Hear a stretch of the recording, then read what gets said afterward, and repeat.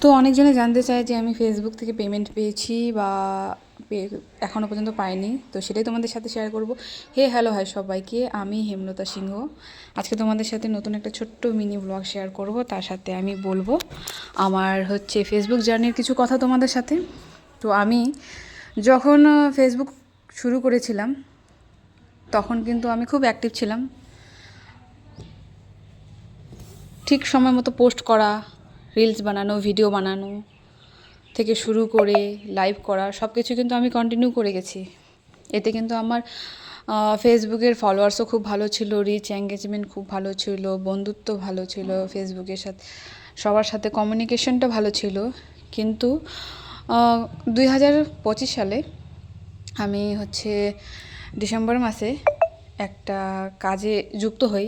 সেই কাজে যখন থেকে জয়েন হয়েছি তখন থেকে আমি ফেসবুকে ঠিক করে সময় দিতে পারতাম না, যেহেতু নতুন নতুন একটা জবের মধ্যে আছি।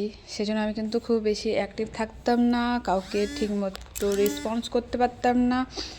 তো যে কারণে আমার ফেসবুকটা অনেকটা ডাউন হয়ে গেছে। আমি ফেসবুক থেকে মোটামুটি অ্যাক্টিভ থেকে ডিঅ্যাক্টিভেট হয়ে গেছিলাম।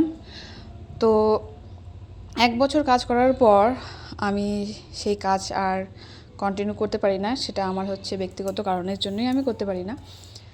তো এইবার আমি নতুন করে ফেসবুকে শুরু করেছি, কিন্তু তেমনভাবে শুরু করিনি। কারণ কি, যখন আমি শুরু করেছিলাম একটা হয় না, আমার ফ্রেন্ড সার্কেল ভালো ছিল, আমি অ্যাক্টিভ ছিলাম, আমার কিছু অ্যাক্টিভ ফ্রেন্ডসরা ছিল, সেজন্য কী করতো, ফেসবুকটা ভালো লাগতো। এখন যেহেতু ঠিকভাবে অ্যাক্টিভ নেই, সেজন্য কিন্তু আর ফেসবুকে তেমনভাবে কাজ করতে ইচ্ছা করে না। কিন্তু তবুও আমি এখন যেহেতু সেই কাজের মধ্যে নেই, তবুও চেষ্টা করতেছি যেন আমি আবারও ফেসবুকের মধ্যে ঠিকভাবে অ্যাক্টিভ হতে পারি।